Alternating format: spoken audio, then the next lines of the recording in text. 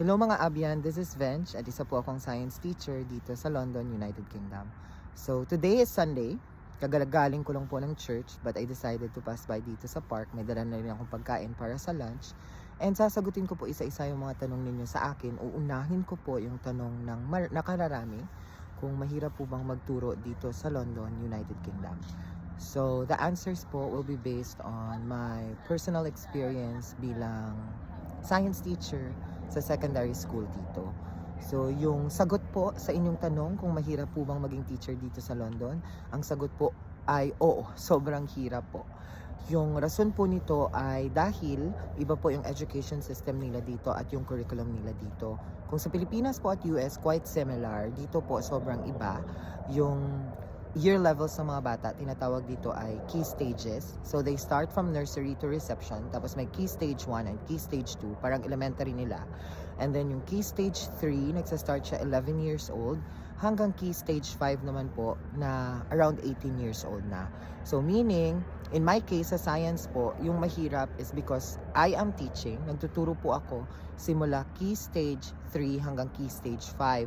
Kung sa year levels po siya, nagtuturo po ako ng year 7, year 8, and year 9 para sa key stage 3. Nagtuturo rin po ako ng year 10 at year 11 para sa key stage 4 na science, and nagtuturo din po ako ng year 12 to 13 para sa key stage 5 na science or A-level na science. In my case, yung tinuturuan ko po sa key stage 5 ay A-level physics. So when you come to think of it po, talagang nagtuturo po ako simula 11 years old hanggang 18 years old. And iba-iba ho yung science classes ng bawat year levels or bawat key stages.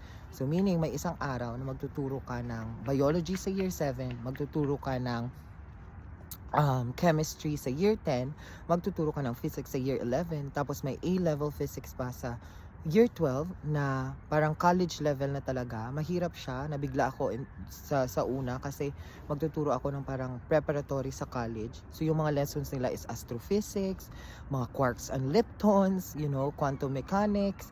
So medyo mahirap sa talaga, kaya grabe yung adjustment. Yung sa ibang levels naman, nahirapan ako kasi lahat ng science subjects, kailangan mong ituro. So, minsan, ang gulo-gulo ng utak na meron kang ituturong biology, tapos biglang mag-i-electrolysis ka, tapos biglang magtuturo ka na naman ng inelastic potential energy, yung ganun po. And at the same time, dito po, may sets. Sa atin po, sinasabi, parang sectioning siya. Dito po, yung mayroon silang higher, yung mga matatalino or yung matataas yung score sa exam, pinagsasama sila sa isang sets. Tapos, yung need naman ng assistance, pinagsasama din sila ng isang set. So, meaning to say, even if they are in the same year level, pwedeng maging iba yung lesson nila. Kasi yung higher, mas advanced yung lesson nila as compared doon sa foundation na group. So, doon po, nahirapan po talaga ako kasi kailangan ho talagang mag-aral at kailangan ho talagang i-master din yung system nila. Pati ho yung scheduling, so dapat may planner ka para alam mo kung anong lesson na yung klase na ito. Kasi kahit nga same year level sila, pwedeng maging iba-iba yung klase nila. Hindi ko lang po alam sa ibang subjects, pero sa science ho, yun po yung nangyayari. So major adjustment ho talaga siya sa akin. So aside from that, of course, yung behavior din ng mga bata, especially in London, it's a big city and it's very diverse. So yung mga estudyante namin is iba-ibang nationalities po sila. Iba-iba ho yung galingan nila, iba-iba rin yung culture na kinalakihan nila, yung ugali na meron sila iba-iba din. So medyo mahirap po ding i-deal or i-manage yung mga behavior ng mga bata. Buti na lang po kasi dito mayroon pong mga strike system. So ifa-follow mo yun, pwedeng mapunta sa detention yung bata or ma-warning yung bata sa behavior.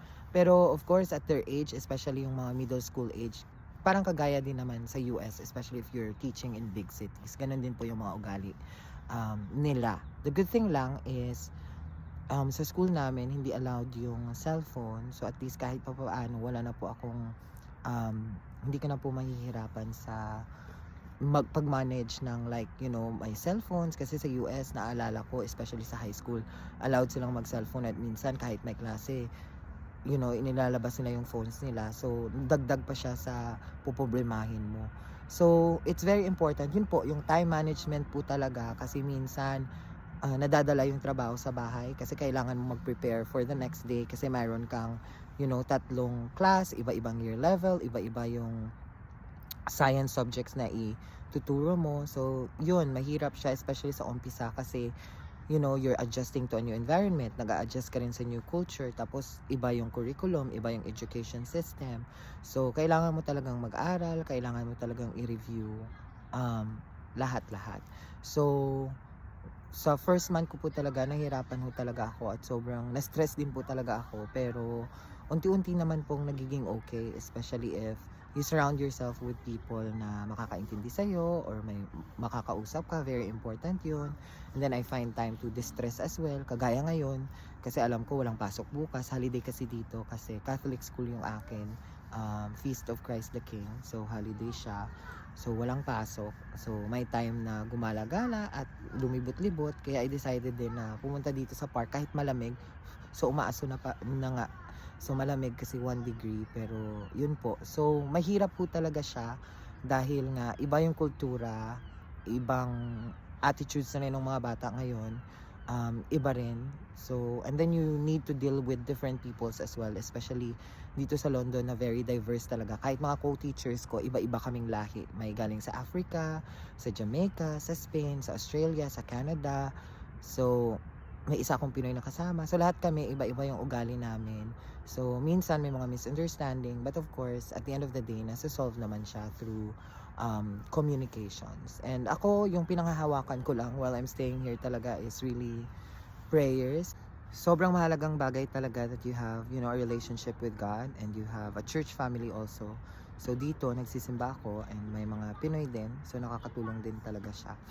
So yeah, mahirap po yung journey ng mga OFW natin. Kahit naman sa US or kahit saan lugar man sa mundo, mahirap po talaga siya, especially sa umpisa because you have to deal with new things. Pero resilient naman ang mga Pinoy. So kahit anong hirap, kinakaya para sa pamilya at para sa bayan at para sa sarili at sa pangarap. Thank you so much for watching. If you have questions, you can post it on the comment section. Please follow. Bye!